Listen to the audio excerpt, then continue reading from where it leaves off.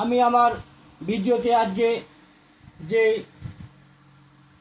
ঔষধের কথা বলছি সেটি হচ্ছে কারো কানে যদি ব্যথা হয়, কান কনকন করে, কান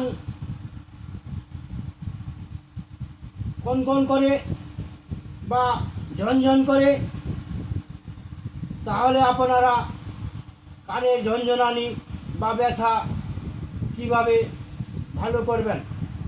তবে শুনুন, আমি যে আয়াতটি বলছি সে আয়াতটি বলার আগে আপনারা 3 বার দুরূদ শরীফ পড়ে নেবেন। 3 বার দুরূদ শরীফ পড়ার পরে এই মন্ত্রটা বলবেন।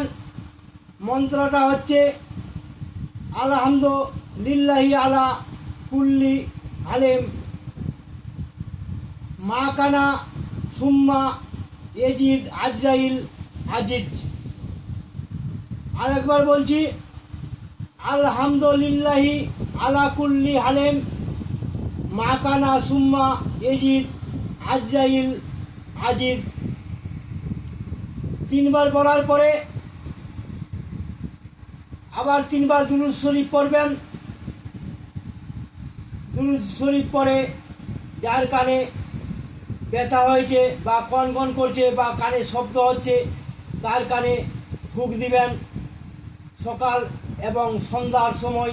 তাহলে কানের কনকনানি, ঝনঝনানি, কানের ব্যথা ইনশাল্লাহ ভালো হয়ে যাবে। এই বলে আমি আপনাদের কাছ থেকে আজকের মতো বিদায় হচ্ছি। খোদা হাফেজ।